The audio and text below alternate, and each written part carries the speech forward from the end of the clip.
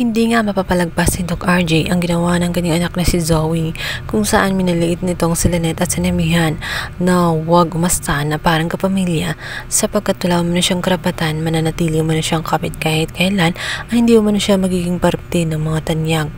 Lesyonado o manutong si Lynette. Dito na nga nakapagsalita ang kanyang ama. Hindi man gusto niyang sabihin sa ganung paraan, subalit dito ay sinabi niya na alam na niya ang katotohanan at bumalik na ang kanyang alaala.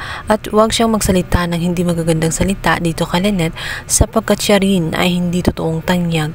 Alam na niya at may patunay siya sapagkat may dinitest siya. Bigla ba? O nagmaang-maanga na naman itong ingratang si Zoe dahil alam naman niya ang totoo, ngunit nagkukunwari pa siya na hindi tanggap at natutulala. Iba ang kanyang emosyon.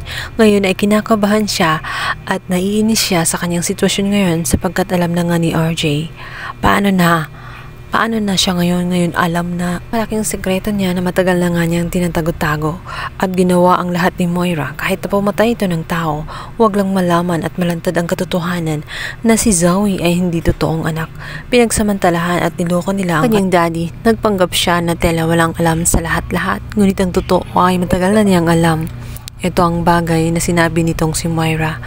Kung kaya't sinamantala nila ang pagkaroon ng amnesia nitong si Doc RJ, maging ang kanyang inang si Moira na walang hangad kundi ang manatiling nasa hilera na pagmamanahan nitong si matayog ang kanyang pangarap at handa niya siyang gagawin ang lahat-lahat alang-alang sa kanyang anak na itong si Zoe. Samantala, bigla namang darating itong si Annalyn at magtataka kung bakit umiiyak itong si Zoe.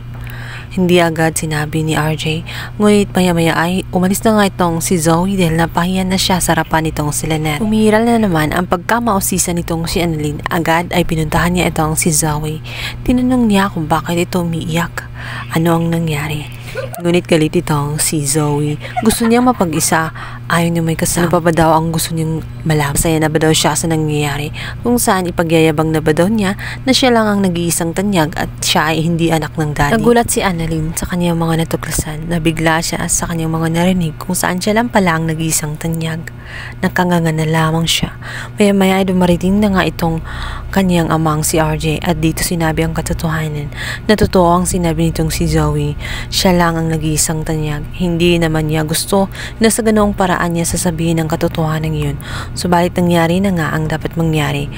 Ngunit kailangan niyang tanggapin ang buong katotohanan kung saan siya lang ang nag-iisang anak nitong si RJ. Kailangan niyang ipanatag ang kanyang kalooban sapagkat kailangan pa niyang pupuntahan itong si Zoe kung saan nagtampo nga at umalis na nga dahil alam niya na magdadamdam itong si Zoe.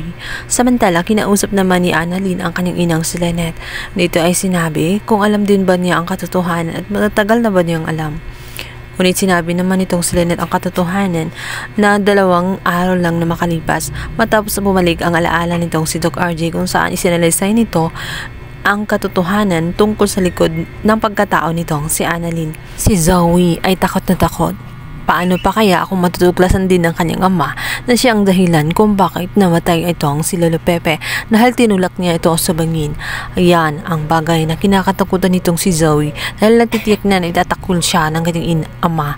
Kung ngayon ay natanggap pa siya at hindi pa siya itatakwil dahil itatato pa rin siya ni RJ na totoong anak sa kabila ng hindi naman talaga totoo. Siguradong mahirap ang tanggapin itong si Doc RJ sa ginawa at sa kasalanan na ginawa nitong si Zoe, kung saan siya pala ang naging dahilan kung bakit namatay ito. Itinuring niya itong si Zoe na parang totoong anak dahil siya ang nagpalaki nito.